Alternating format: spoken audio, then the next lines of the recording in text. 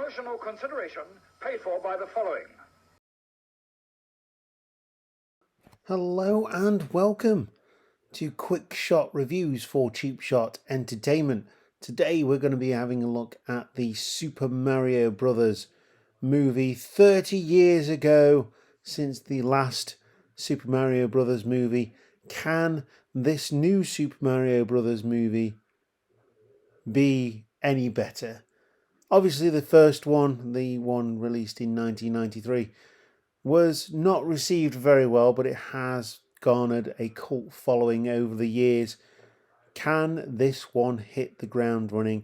It has literally taken Nintendo 30 years to bring this one back out after the success of Sonic the Hedgehog, no doubt. But is it any good? Well, I'm going to talk about it. Please join me in the main part of the video.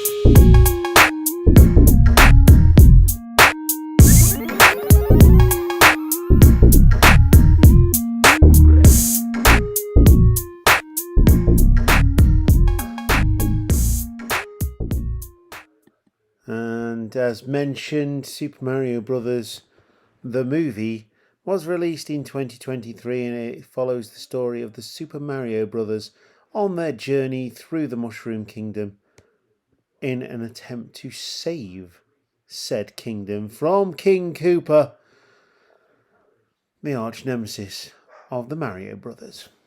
Now, this film does follow the story of the game, but let's face it, whoever played the game for the story, it was because of the sounds, the sights, the fun that was contained within the Super Mario Brothers games, and that went all the way through to several different generations of Super Mario games. Lots of spin-offs, Super Mario Kart. You've got Luigi's Mansion. Too many to name. Even WarioWare and all that kind of stuff as well. Super Smash Brothers, Donkey Kong, or so many different things. Now, I was never a Nintendo child. I was always a Sega child, but when I did play Nintendo, it was probably playing Super Mario Kart, and wow, did I have fun playing that game on many iterations of said game.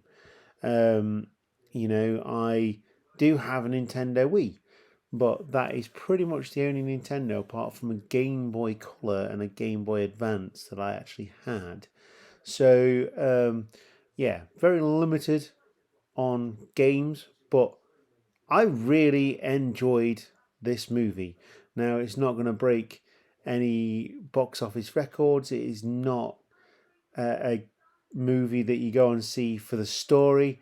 It's a movie that you go and see if you're an adult for nostalgia. No doubt, if you're into games, your kid's probably into games as well, and it's just fun for all members of the family. It doesn't have a great story, but like I said earlier, who plays Super Mario Brothers for the story? Because there is very little story. It is Super Mario trying to save either Luigi or Princess Peach from King Koopa, and this is exactly the same as what that is. It's got a lot of comedy in it. It's got a lot of nods to other IPs within the Nintendo world, and it's expertly put together. But like I say, it's not going to win any awards for Best Picture. Directors Aaron Horvath, Michael Jelenic, and Pierre Ludic do the directing between them. This usually shows quite badly, to be honest, but in this one, they seem to be on the same page. They knew what their IP was, and it they didn't try to make it anything other than a Super Mario movie.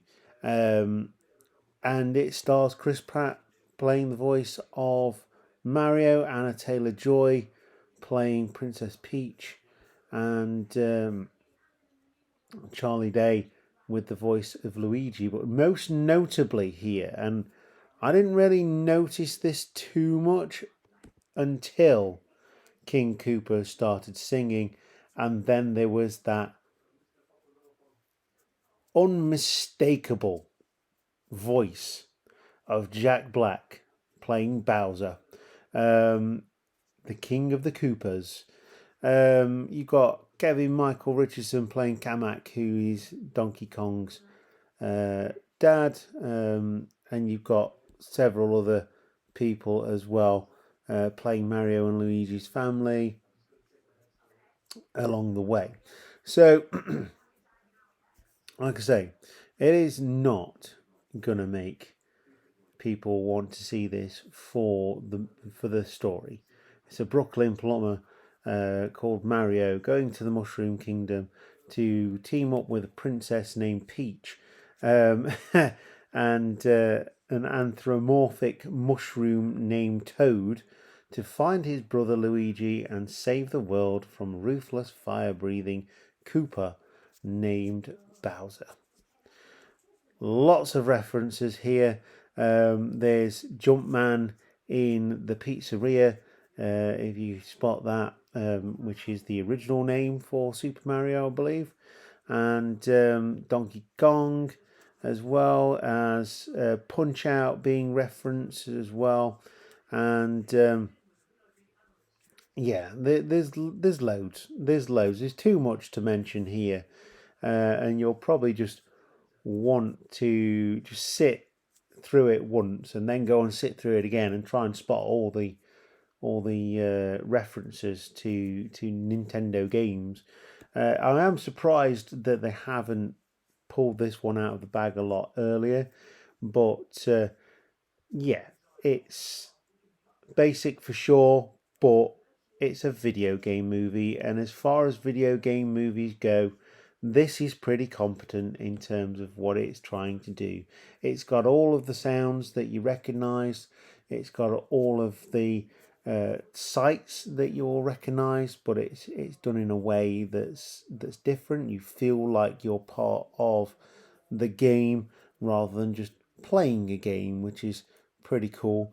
References to Mario Kart, references to Super Smash Brothers, references to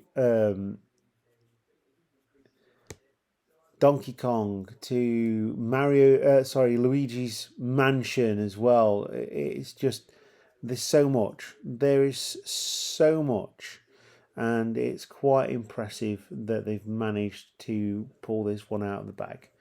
It most likely will lead to a sequel, but you know, that's to be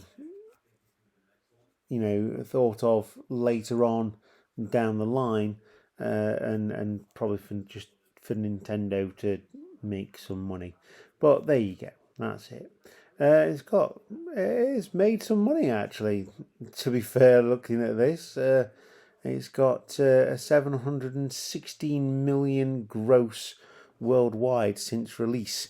So yeah, I think they've made their money back and some. So expect a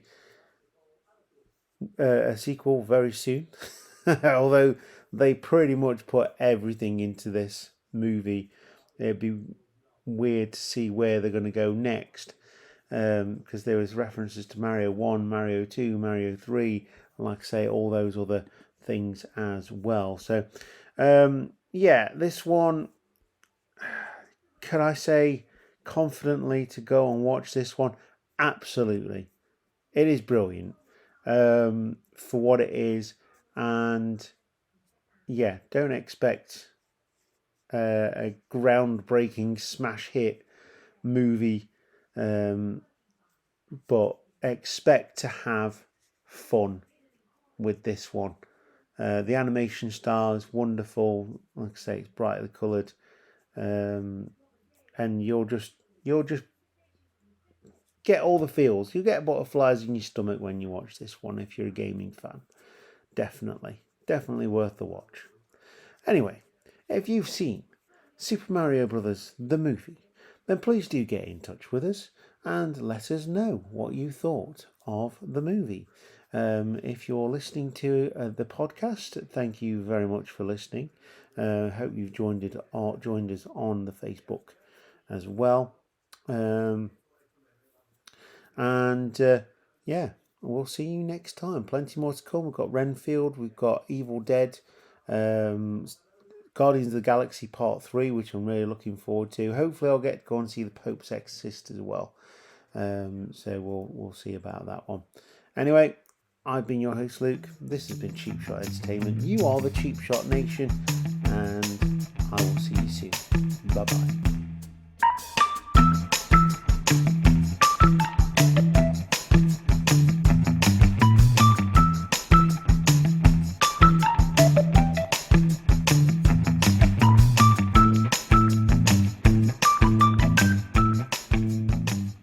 Hiya.